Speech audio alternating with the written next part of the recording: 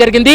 మరోవైపు సహస్ర ఇంట్లో ఉన్నటువంటి సమయంలో కూడా ఇతను లోపలికి వెళ్ళి ఆమె పైన విచక్షణ రహితంగా దాడి చేయడం, తర్వాత దాదాపు 15 నిమిషాల పాటు తన ఇంట్లోనే ఉన్నాడనేది అంశాన్ని కూడా ప్రస్తుతం ఆ బాలుడు చెప్పిన తర్వాత పోలీసులు ఒక నిర్ధారణ కూడా రావడం జరిగింది. కాబట్టి ఈ కేసులో 5 రోజుల పాటు పోలీసులు దాదాపు 8-9 బృందాలు గాలింపు చర్యలు చేపట్టి విచారణ కొనసాగించినా కూడా ఎక్కడా చిన్న క్లూ లేకపోవడంతో పట్టుకోవడం కొంత ఇబ్బందికరమైనటువంటి వాతావరణం ఉన్నింది. మరోవైపు సీసీ ఫుటేజ్ కూడా లేకపోవడంతో కొంత ఇబ్బందికరమైనటువంటి వాతావరణం ఉంది. ఎట్టకేలకు ఇది విద్యార్థుల పనే, అంటే 10వ తరగతి లోపు చదివినటువంటి వారే ఈ హత్యకు పాల్పడి ఉంటారని కొంత క్లూ రావడంతో పూర్తి స్థాయిలో దర్యాప్తు జరిపి విచారణ జరిపి స్కూల్కి వెళ్ళి ఎస్ఓటి పోలీసులు విచారించినటువంటి సమయంలో ఆ బాలుడిని అదుపులోకి తీసుకొని విచారించిన సమయంలో పొంతనలేని సమాధానాలు చెప్పడం వల్లనే ఈ కేసులో ఇతనే హత్య చేశాడని నిర్ధారణకు వచ్చిన తర్వాత మరొక ప్రాంతానికి తీసుకెళ్లి బాలుడిని విచారించారు.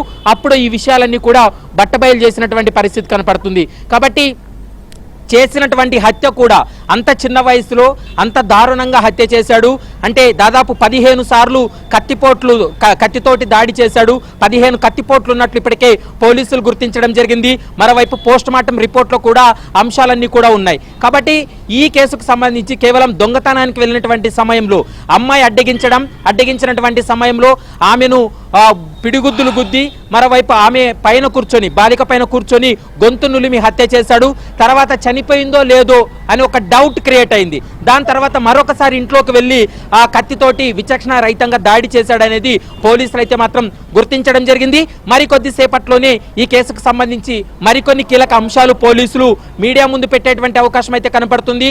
ఇక మైనర్ కావడంతో ఈ బాలుడిని అయితే మాత్రం జువెనల్ హోమ్కు కూడా తరలించేటువంటి అవకాశాలు అయితే కనపడుతున్నాయి. ఈ కేసులో కేవలం ఈ బాలుడు మాత్రమే ఉన్నాడా, ప్రత్యక్షంగా కానీ పరోక్షంగా కానీ ఎవరైనా సహకారం అందించారా, ఆ స్కూల్ విద్యార్థులు ఎవరైనా సహకారం ఉందనే కోణంలో కూడా ఇటు ఎస్ఓటి పోలీసులతో పాటు కుక్కట్పల్లి పోలీసులు కూడా దర్యాప్తు విచారణ కొనసాగిస్తున్నారు. ఈ కేసు ఇంకా విచారణ దశలో ఉంది. ఇంకా ఈ విషయాలన్నీ కూడా మేము బయట పెట్టలేం. పూర్తి స్థాయిలో దర్యాప్తు విచారణ పూర్తయిన తర్వాతే వివరాలు వెల్లడిస్తామనేటువంటి అంశాన్ని పోలీసులు అయితే చెప్తున్నారు. మనకున్నటువంటి పక్కా సమాచారంతో ఆ బాలుడు హత్య కంటే ముందు, దొంగతనానికంటే ముందే ఒక పేపర్లో ఒక ప్లాన్ గీసుకోవడం జరిగింది. అన్ని పాయింట్స్ వైజ్ గా రాసుకోవడం జరిగింది. ఆ పాయింట్స్ ఆధారంగా చేసుకొని తను అమలు పరుచుకున్నాడు. లోపలికి ఇంట్లో ఉన్నటువంటి ఒంటరిగా ఉన్నటువంటి బాలికను చూసి దొంగతనానికి వెళ్ళినటువంటి సమయంలో ఆమె ఎదిరించడం, ఆమె పైన దాడి చేయడం, గొంతు నిలిమి చంపడం, తర్వాత వెళ్ళి చనిపోయిందో లేదో అని ఒక డౌట్ క్రియేట్ అవడంతో లోపలికి వెళ్ళి కత్తితో అతి దారుణంగా పొడిచినటువంటి సంఘటన కుక్కట్పల్లిలో ఒక సంచలనమే రేకెత్తించింది. ఇది పోలీసులు కూడా ఈ కేసు ఒక సవాల్గా మారిందనేది మనం భావించాలి. ఈ గడిచినటువంటి దాదాపు 7-8 సంవత్సరాల్లో ఇలాంటి కేసు ఎప్పుడూ జరగలేదు. ఎందుకంటే ప్రతి కేసులో కూడా ఏదో ఒక చిన్న క్లూ ఉంటుంది. ప్రతి కేసులో కూడా సీసీ ఫుటేజ్ ఉంటుంది.